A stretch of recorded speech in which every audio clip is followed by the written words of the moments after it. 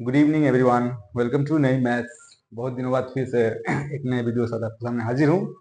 बीच में रमजान महीने की वजह से कुछ परेशानियाँ थी, जिस वजह से मैं वीडियोस नहीं बना पाया। आज का जो हम लोग का टॉपिक है, अभी रिसेंटली 2025 में 2 मार्च को एक एग्जाम हुआ है आरआरबी की तरफ से, जो आरपीएफ का था। ठीक है ना। उसका जो क्वेश्चंस आए थे एग्जाम में, उसको हम लोग सॉल्यूशन के साथ आपके सामने हाजिर हैं। देखा जाए, एक एक क्वेश्चन को हम लोग करेंगे डिटेल कॉन्सेप्ट के साथ। देखा जाए, पहला क्वेश्चन जो है आपके सामने है, देखते हैं इसको क्या कहता है। सिंपल इंटरेस्ट का बहुत ही सिंपल सा क्वेश्चन है। देखते हैं क्वेश्चन क्या कहता है, पहले क्वेश्चन को समझने की कोशिश करते हैं। ये मॉर्निंग शिफ्ट का एग्जाम हुआ था 2 तारीख को मार्च में, उसी का ये क्वेश्चन है। उसको हम लोग एक एक क्वेश्चन को सोल्व करेंगे लोग। क्या कह रहा है सवाल कि two banks A and B, दो अलग अलग बैंक हैं, ए और बी दोनों ऑफर कर रहे हैं लोन।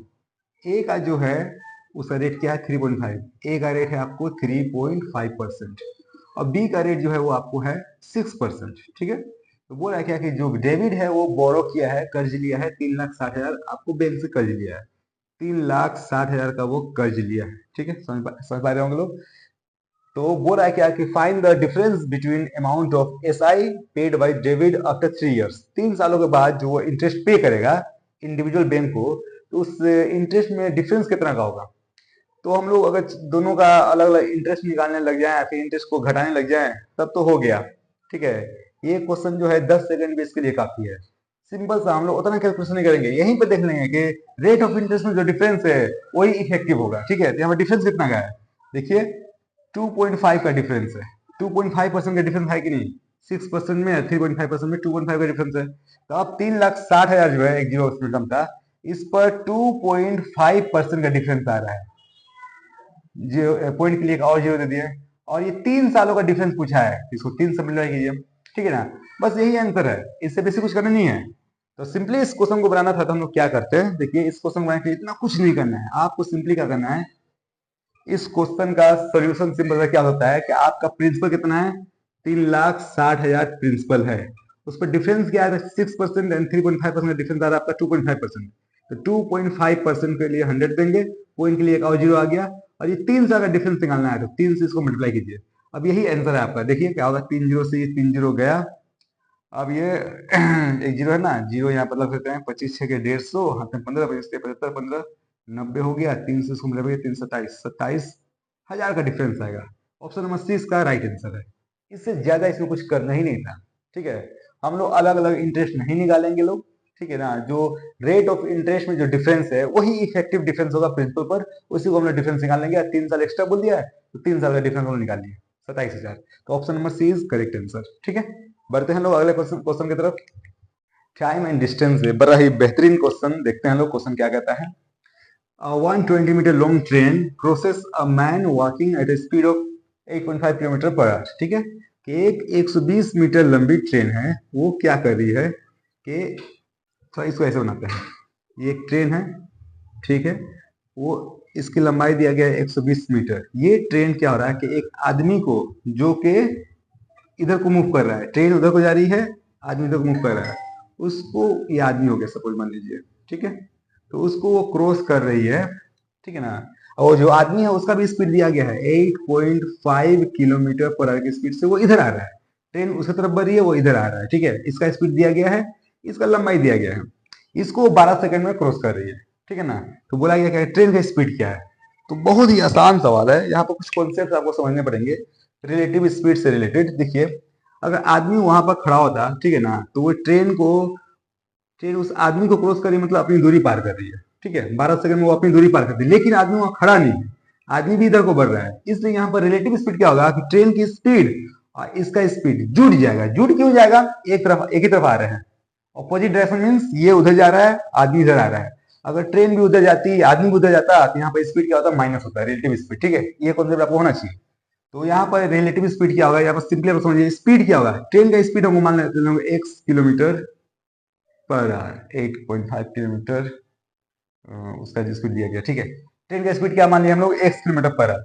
अच्छा, बहुत मुश्किल नहीं है कि x मान के बहुत लंबा बनेगा, ऐसी कोई बात नहीं है, झट से ये बन गया। बस कॉन्सेप्ट पता होना चाहिए आप लोगों को। देखा जाए स्पीड क्या होगा आपका, स्पीड यहाँ पर क्या काम करेगा, देखते हैं लोग। ट्रेन का स्पीड क्या है, x किलोमीटर पर आवर, उस आदमी का स्पीड क्या है, 8.5 किलोमीटर पर आवर, दोनों का स्पीड जुड़ जाएगा। ये हो गया x प्लस 8.5, ये हो गया किलोमीटर पर आवर। ठीक है, इसको उसी में रखिए क्योंकि आपका आंसर भी किलोमीटर पर आवर में ही है। अब वो डिस्टेंस क्या कवर कर रहा है लोग, तो डिस्टेंस कवर, ये जो ट्रेन की जो लंबाई है वही लंबाई ही कवर हो रही है, क्योंकि अगर एक पोल को कवर करे या एक पोस्ट को कवर करे, एक इंसान को कवर करे, एक ट्री को कवर करे ट्रेन, तो उस केस में ट्रेन अपनी दूरी ही तय करती है। मान लीजिए एक ट्री है या एक पोस्ट है, ट्रेन इसको पार कर रही है, ठीक है, तो उस वक्त तक नहीं पार करेगी जब तक ये पोर्शन यहाँ पर ना आ जाए। अब बोलेंगे हाँ ट्रेन पार कर चुकी है, मतलब एक्चुअली अपनी दूरी ही पार कर रही है। ये तो बेसिक कॉन्सेप्ट है, इतना तो पता आपको होना चाहिए। अब देखिए ये सवाल कितना आसानी से बनेगा, इसमें भी 10-15 सेकंड से ज्यादा लगने वाला नहीं है।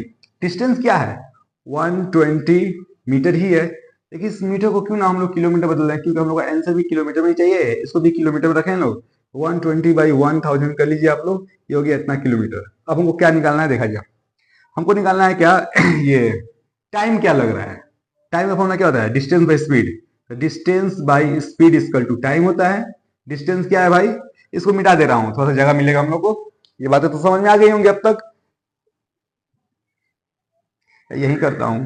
टाइम का फॉर्मूला क्या होता है, डिस्टेंस बाई स्पीड। डिस्टेंस क्या है, 120 by 1000, distance by speed. Speed क्या है, तो x प्लस 8.5, इतना घंटा लग रहा है।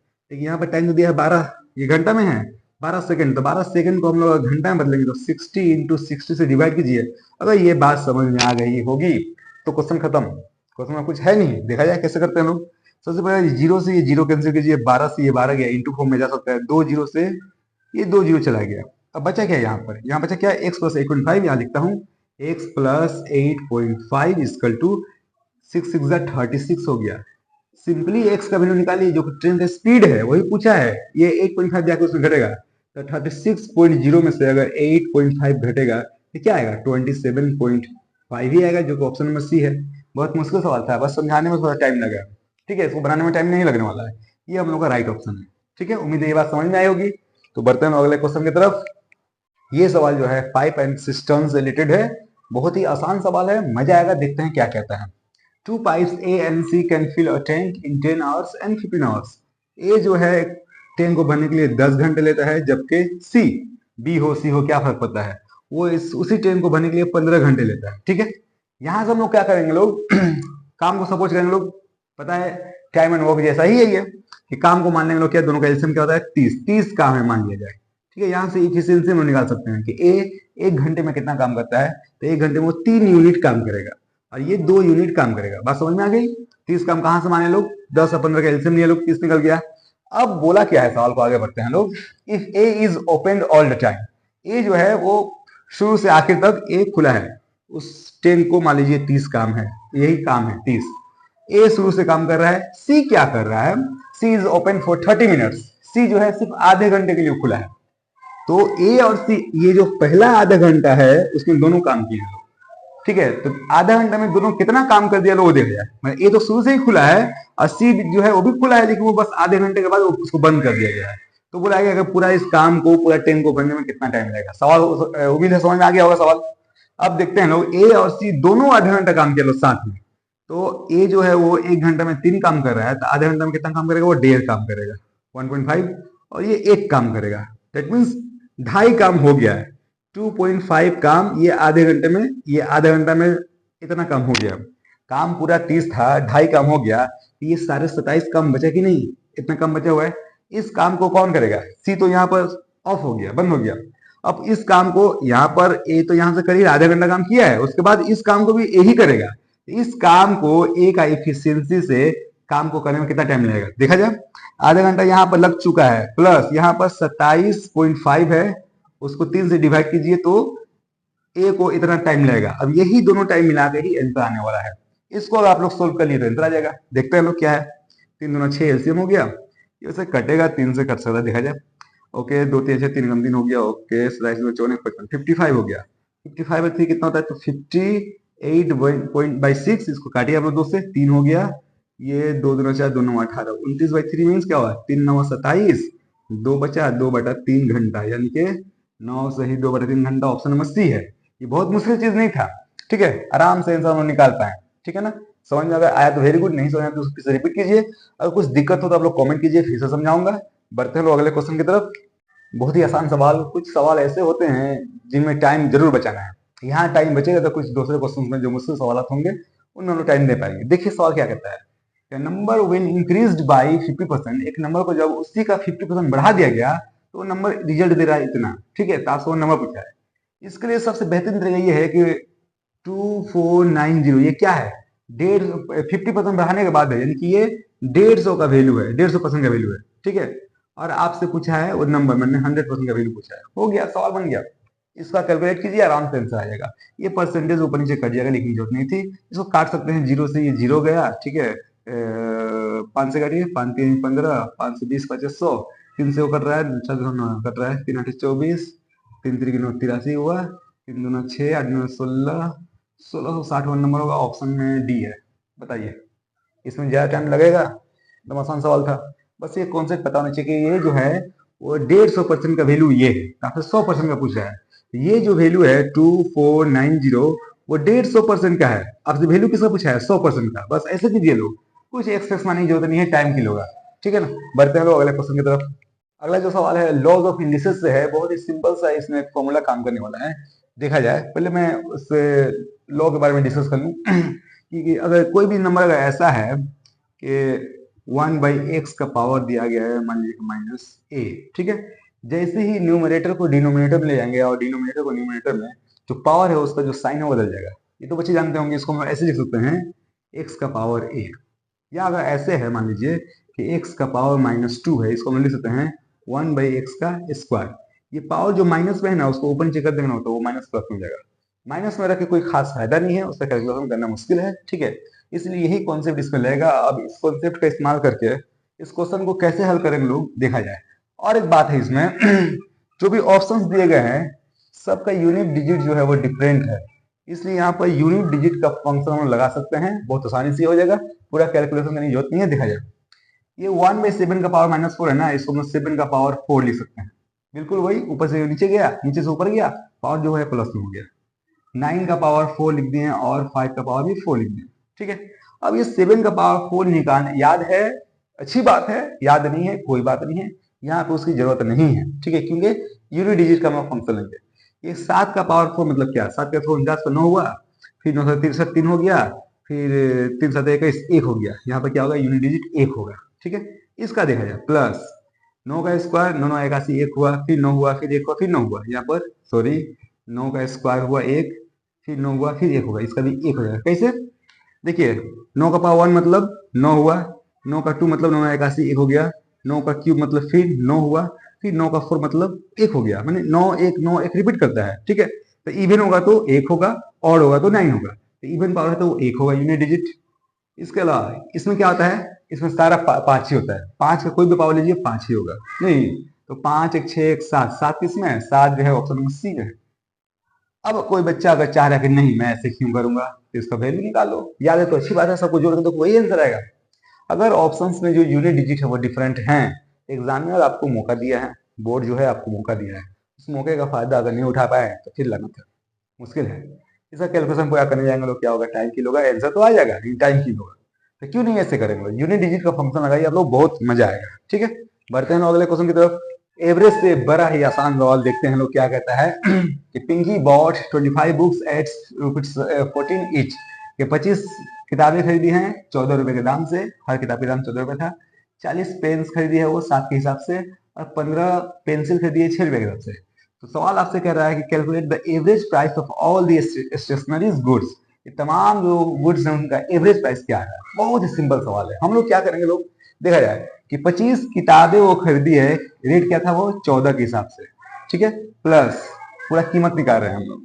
40 पेन्स खरीदी है 7 के हिसाब से, और 15 पेंसिल खरीदी है 6 के हिसाब से। पूरा जो है स्टेशनरी कितना है, तो 25 15 40 40 80, 80 चीजें हैं, ठीक है। अब उनका एवरेज निकल जाए डिवाइड करने से, ये तो बच्चे जानते होंगे। अब इसको जितना सिंपल आप लोग कैलकुलेशन कर पाए उतना आसान होगा, ठीक है, उतना जल्दी हो जाएगा। कुछ खास नहीं है, कुछ कॉमन तो जान ही रहे सही से, इसलिए एक काम करते लोग, करते हैं लोग। 14 × 70, 14 28 7 35 350 हो गया, 7 चौका 28 280 हो गया, 15 से 90 हो गया, 22 80। इतना टाइम लगने वाला नहीं है, झट से हिसाब हो जाएगा। जोड़ लीजिए इसको, 0 0 0 है, ठीक है। 9 8 17 17 5 22, हाथ में 2 हो गया, 4 4 3 7 720 हो गया, नीचे 80 है, काटिए आप लोग, 0 0 गया, 8 8 9 72, 9 जो है ऑप्शन नंबर डी ये करेक्ट आंसर है। एवरेज प्राइस क्या है तमाम चीजों की, 9 रुपए के हिसाब से खरीदा है, ठीक है ना। बढ़ते हैं लोग अगले क्वेश्चन की तरफ। इतना मुश्किल सवाल नहीं था, एवरेज का ये क्वेश्चन था, आसान ही होता है। एलसीएम एंड एचसीएफ वाले चैप्टर से भाई आसान सवाल है बहुत कॉमन सवाल है, देखते हैं क्या कहता है। What is the smallest number, जैसे ही बोल दे smallest number that means LCM निकालना है, लीस्ट कॉमन मल्टीपल, ठीक है। which when divided by 36, 45 and 54, जिसको अगर 36 से 45 से 54 से डिवाइड करेंगे तो हर केस में 3 बाकी बचेगा, ठीक है। तो क्यों ना पहले ऐसा नंबर निकालें जो 36, 45, 54 से डिवाइड हो जाए, और जो नंबर डिवाइड हो जाएगा उसमें 3 ऐड कीजिए, वो 3 बाकी बच जाएगा। देखते हैं एलसीएम निकालते हैं। तो 36, 45 एंड 54 का एलसीएम क्या होगा, देखते हैं। 4 से कट रहा है, 9 से कट रहा है, 9 चौका 36, 9 5 45, 9 6 54, फिर 2 से कट रहा है, 2 2 4, 5 तो रह जाएगा, 2 3 6, 3 5 15, 2 30, 3 7 6 54, 540 एक ऐसा नंबर है, ये आंसर नहीं है। 540 एक ऐसा नंबर है जो तीनों से कंप्लीटली डिविजिबल है। लेकिन अगर हम लोग को रिमाइंडर 3 चाहिए तो इसमें 3 अगर ऐड कर देते हैं तो ये 543 हुआ। अब इसको अगर डिवाइड करेंगे 36 से, 45 से, 54 से, तो हर हाल में ये 3 बाकी बच जाएगा। तो 543 राइट आंसर ऑप्शन में डी, डेप्थ है, ठीक है। बढ़ते हैं आगे तरफ, अगले क्वेश्चन की तरफ। पाइप एंड सिस्टम से एक और क्वेश्चन बहुत ही खूबसूरत किस्म का, आसान है वैसे, देखा जाए क्या कहता है। क्या pipe can fill a tank in 6 hours, एक पाइप है जो उसको 6 घंटे में फिल करता है, ठीक है, टैंक को। और सपोज मान लीजिए टैंक है, इस टैंक को वो 6 घंटे में फिल करेगा, और दूसरा पाइप जो है वो 30 घंटे में उसको खाली करेगा। ये भर रहा है, ये इसको खाली कर रहा है। तो एक काम करते हैं हम लोग, दोनों का एलसीएम 30, ये 30 काम है, पूरा कैपेसिटी 130 है, तो ये 5 घंटा लेगा उसको भरने में, और ये 1 घंटा लेगा उसको, हाँ 1 घंटा, सॉरी 5 घंटा नहीं लेगा, 5 इफिशियंसी है उसका, इसका इफिशियंसी क्या है, 1 है, 1 घंटे का। तो एक काम किया जाए कि 1 घंटे में दोनों मिलकर क्या काम कर रहे हैं, ये तो भर है लेकिन खाली कर रहा है। 1 घंटे में चलिए काम कितना हो रहा है, मान लीजिए ए है, ये बी है, दोनों मिलके, ए और बी मिलके काम कितना कर रहे हैं, एक्चुअली मिलके नहीं कर रहे हैं, ये खाली कर रहा है ए बी वैसे। तो काम कितना, वो 5 भरा, लेकिन ये 1 खाली कर दिया, 4 ही भरा। लेकिन आपको करना क्या, सवाल क्या बोला है कि then the time in hours, घंटों में निकालना time, in which the tank will be 2/3 filled, 2/3 पूरा भरने की बात नहीं हो रही है, 2/3। एक काम करते हैं, काम तो 30 है, इसका 2/3 क्या होगा देखा जाए, 3 से ये कट गया, 10 में 20, मैंने 20 हिस्सा भरने में कितना टाइम लगेगा। 1 घंटा में 4 हिस्सा भर रहा है, 5 भर रहा था, एक ये खत्म कर रहा है, निकाल रहा था, यानी कि 4 ही भर रहा है 1 घंटा में। तो 20 काम करने में 4 के हिसाब से 5 घंटा लगेंगे, इससे मुश्किल नहीं है, ये बहुत मुश्किल नहीं था, बहुत आसान सवाल था, ठीक है। बढ़ते हैं, उम्मीद है समझ में आया होगा सवाल। अगले क्वेश्चन की तरफ बढ़ते हैं लोग। सक्सेसिव डिस्काउंट से एक बहुत ही सिंपल सा क्वेश्चन है, देखा जाए क्या कहता है। क्या होलसेलर परचेजेस गुड्स वर्थ ₹25,000, 25,000 दाम है उसका, वो खरीदता है। The manufacturer offers a discount of 10%, पहला डिस्काउंट कितना उसको मिल रहा है, 10% का, and an additional scheme discount of 5%, फिर उसको 5% का भी डिस्काउंट मिल रहा है। तो आपसे पूछा है calculate the net price of the goods after both discount, दोनों डिस्काउंट के बाद उस सामान का दाम क्या है, ठीक है। तो देखते हैं, बहुत ही आसान सवाल है। आप पहला डिस्काउंट कितना है, डिस्काउंट 1 है 10%, डिस्काउंट 2 कितना है भाई, 5% है। तो इसका इफेक्टिव डिस्काउंट हम लोग निकाल सकते हैं, आप लोगों को फॉर्मूला पता है तो क्या होता है, A plus B minus A B by 100। इतना फॉर्मूला वगैरह लिखने की जरूरत नहीं है, मैं क्या करता हूँ देखा जाए, 10 प्लस 5 माइनस 10 इंटू 5 बाई 100, उतना हम लोग नहीं करते। 10 को 5 को जोड़ते 15 होता है, उससे माइनस करते क्या, 10 से 50 जीरो, यानी कि 0.5 वो माइनस होता है, यानी कि 14.5, ये एक्चुअली डिस्काउंट है। उसको 10% एंड 5% का डिस्काउंट का मतलब क्या हुआ, उसको 14.5% का डिस्काउंट मिल रहा है। इतना करने की जरूरत नहीं थी, हम लोग इसको शॉर्ट में भी कर सकते थे, ठीक है। 10% 5% का मतलब क्या हुआ, एक सिंगल डिस्काउंट कितना हुआ, वो 14.5% के बराबर वो डिस्काउंट हुआ। कैसे निकाला गया, फॉर्मूला में बताया हूँ, आप लोग रोक के देख सकते हैं। अब देखा जाए कि 25,000 रुपया उसका तो प्राइस था, उस पर उसको डिस्काउंट कितना मिला, 14.5%। परसेंट के लिए पॉइंट के लिए जीरो, यहाँ पर 3 जीरो यहाँ पर कैंसिल हो गया, नहीं।